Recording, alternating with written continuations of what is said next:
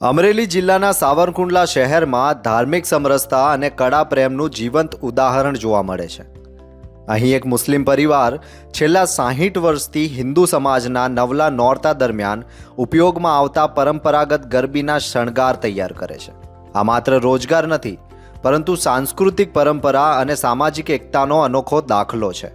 સાવરકુંડલાના મોહમ્મદભાઈ વાઘેલા જણાવે છે કે તેમના પરિવારે દાદા પરદાદાના સમયમાં આ પરંપરાની શરૂઆત કરી હતી, જે આજ સુધી યથાવત છે. તેઓ કહે છે, આ માત્ર કામ નથી, માતાજી પ્રત્યેનો ભાવ અને પરંપરા જાળવવાનો સંકલ્પ છે. શહેરમાં યોજાતી મોટાભાગની ગરબીમાં શણગાર કરવાની જવાબદારી વર્ષોથી તેમના પરિવારે સંભાળી છે.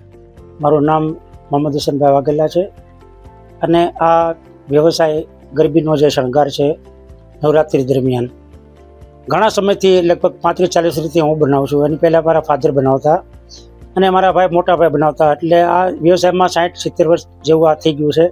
અને એક પીસ આ 50 રૂપિયાનું છે. કાસ્ટ મુસ્લિમ હોવા છતાં મેં જે જગદંબાનો શણગાર રૂપિયા જે ઝાડ બનાવી છે એકતાના પ્રતિક રૂપે બનાવું છું.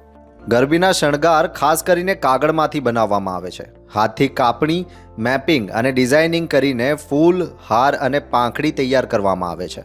એક ફૂલનો ભાવ આશરે 50 રૂપિયા છે, પરંતુ તેને બનાવવા કલાકો સુધી મહેનત કરવી પડે છે.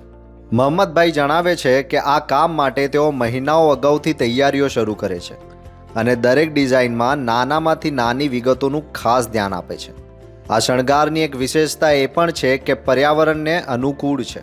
ઇકો ફ્રેન્ડલી કાગળમાંથી બનેલા ફૂલ અને હાર બાદમાં કુદરતી રીતે નષ્ટ થઈ જાય છે, જેથી કોઈ પ્રદૂષણ કે કચરો ન ફેલાય. આ રીતે કળા, પરંપરા અને પર્યાવરણ પ્રેમનું સંતુલન એક સાથે જળવાય છે.